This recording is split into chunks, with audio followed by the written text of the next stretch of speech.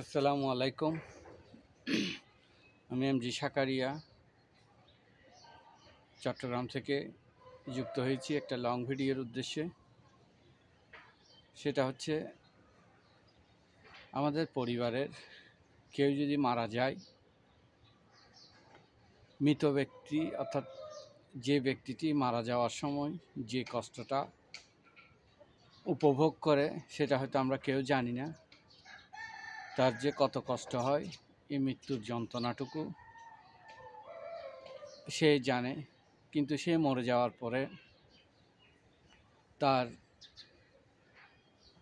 জীবনে, বেঁচে থাকা জীবনে অনেক কিছুর রেখে যাওয়া ধন সম্পত্তি, বিভিন্ন কিছুর জন্য যে কাগজপত্রগুলোর প্রয়োজন হয়, অর্থাৎ মরে যাওয়ার পরে মরে যাওয়া ব্যক্তিটি সেই কাগজপত্রগুলো তৈরি করতে তার পরিবারের কতটুকু না ভোগান্তি হয়, সেই ভোগান্তি আমার মনে হয় সেই মৃত্যুর যন্ত্রণার চেয়ে বেশি। তাই যারা এসব দায়িত্বে আছে বা আছেন, থাকবেন, আপনাদের পরিবারেরও কারো না কারো মৃত্যু হবে, মৃত্যুটা অবধারিত। তাই অযথা হয়রানি না করে মৃত ব্যক্তি মরে যাওয়ার পর তার পরিবারের কেউ যদি কাগজপত্র ঠিক করতে যায়, বিশেষ করে আমরা যারা সিটি কর্পোরেশন এরিয়াগুলোতে আছি, ওয়ার্ড কাউন্সিলরের কার্যালয় কিংবা যারা উপজেলা পর্যায়ে আছেন, ইউনিয়ন পরিষদে, আপনারা এই ভোগান্তিগুলো থেকে যাতে তাদেরকে কষ্ট না দেন, সঠিক তথ্য দিয়ে সঠিকভাবে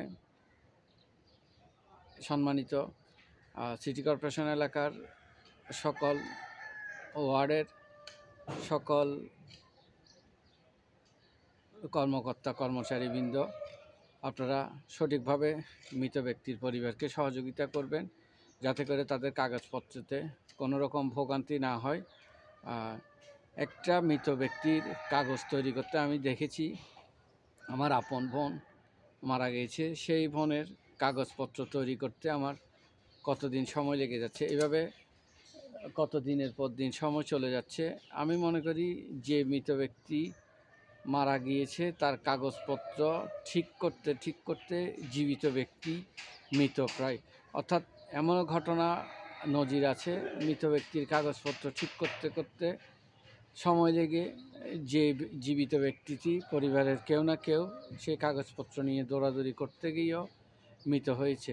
তাহলে সনদটা কিভাবে আসবে? মৃত ব্যক্তির মৃত্যু নিবন্ধনটা করতে গিয়ে যদি বেঁচে থাকা ব্যক্তির মৃত্যু হয়ে যায়, তাহলে আমরা কতটুকু সার্ভিস পাচ্ছি সেটা একটা দেখার বিষয়। তাই সকলের অবগতির জন্য এই ভিডিওটি করা। আপনারা মৃত ব্যক্তির প্রতি সহানুভূতি অর্থাৎ শ্রদ্ধাশীল হয়ে জীবিত থাকা ব্যক্তি কাগজপত্র, লিগেলি কাগজপত্র ঠিক করতে গেলে আপনারা হয়রানি করবেন না। টাকা খাচ্ছেন, খান, সেটা তো টাকা ছাড়া পৃথিবীতে কিছুই হয় না, সেটা সবাই জানে, আবার কেউ জানে না। সবাই ক্যামেরার সামনে বলে, সুনির্দিষ্ট কোনো অভিযোগ নেই। অভিযোগটা কাকে করবে? যাদেরকে অভিযোগ করবে তারাও জানে, আবার অভিযোগ খুঁজে। এই হচ্ছে আমাদের বর্তমান অবস্থা।